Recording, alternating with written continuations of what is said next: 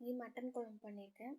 அதுக்கு குக்கரில் கொஞ்சம் ஆயில் போட்டுட்டு பட்டை, 2 ஏலக்காய், 2 பிரிஞ்சி இலை, கொஞ்சம் சோம்பு போட்டுக்கிறேன். ஸ்டார் பூ போடணும், என்கிட்ட இல்லாதனால நான் போடலை.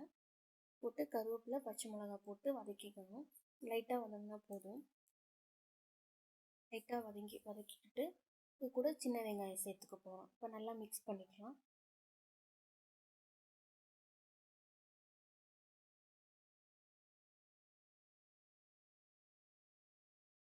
சின்ன வெங்காயம் தான் நான் எடுத்துருக்கிறேன்.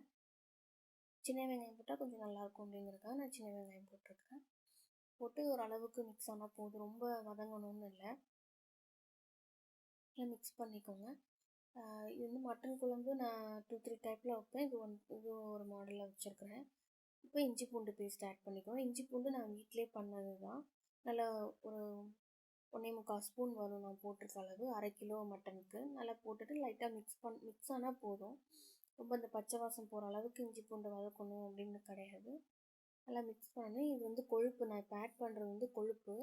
எப்போவுமே கொழுப்பு வந்து மட்டனோட சேர்த்து ஆட் பண்ணக்கூடாது. நம்ம வெங்காயம், இஞ்சி பூண்டு பேஸ்ட் போட்டதுக்கப்புறம் கொழுப்பு போட்டு அந்த கொழுப்பு கொஞ்சம் நேரம் குக் ஆகணும் ஆயிலில். மட்டனோட சேர்த்து போடக்கூடாது. அதனால் நான் இந்த இடத்துல கொஞ்சம் கொழுப்பு இருந்ததாக போட்டு மிக்ஸ் பண்ணிக்கிறேன். இப்போ நான் வெங்காயம் தக்காளி அரைச்ச பேஸ்ட்டு ஆட் பண்ணிக்கிறேன். வெங்காயம் தக்காளி அரைச்சது ஆட் பண்ணதுக்கப்புறமா மட்டன் பீசஸ் ஆட் பண்ணிக்கிறேன். எல்லாமே ரொம்ப பச்சை வாசம் போகிற அளவுக்கு குக் பண்ணணும்னு கிடையாது. இப்போ மிளகாத்தூள், குழம்பு மிளகாத்தூள் 3 ஸ்பூன் போட்டிருக்கேன். இது கூட கொஞ்சமாக மல்லித்தூள், சும்மா ஒரு காட்டியிருக்க அளவு மல்லித்தூள் போட்டிருக்கேன். இது வந்து காஷ்மீர் சில்லி மசாலா போட்டிருக்கேன், சும்மா அது ஒரு ஸ்பூன் கலருக்காக போட்டு இது கொஞ்சம் நல்லா மிக்ஸ் பண்ணிவிட்டு இது மட்டன் தூள் போடுறேன். இப்போ நான் போட்டிருக்க அளவில் எனக்கு கொஞ்சம் காரம் பற்றதுனால நான் கொஞ்சம் அதுக்கப்புறம் கொஞ்சம் போட்டேன். இப்போ 2 ஸ்பூன் மட்டன் மசாலா போட்டிருக்கேன். இதில் நாங்கள் மசாலாஸ்லாம் வறுத்தரைச்சி போடுவோம், அது ஒரு மாடலில் செய்வேன். இப்போ கொஞ்சம் ஈஸியாக இருக்கணுன்றக்காக எல்லாமே ஒன்றா போட்டு அப்படியே குக்கரில் விசில் வச்சு எடுக்கிறது. கல் உப்பு போட்டு நல்லா மிக்ஸ் பண்ணிக்கிறேன். இதெல்லாம் வேகணும், பச்சை வாசம் போகணும்லாம் அவசியம் இல்லை, ஒன்றோட போட்டு மிக்ஸ் பண்ணால் போதும்.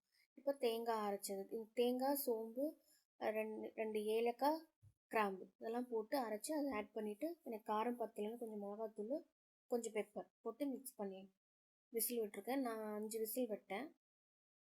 இந்த ஸ்டேஜில் நல்லா மிக்ஸ் பண்ணிவிட்டு, இந்த ஸ்டேஜில் கொஞ்சம் அடுப்பு ஆன் பண்ணிவிட்டு, உங்களுக்கு காரம் உப்பு பத்தலைன்னா ஆட் பண்ணலாம்.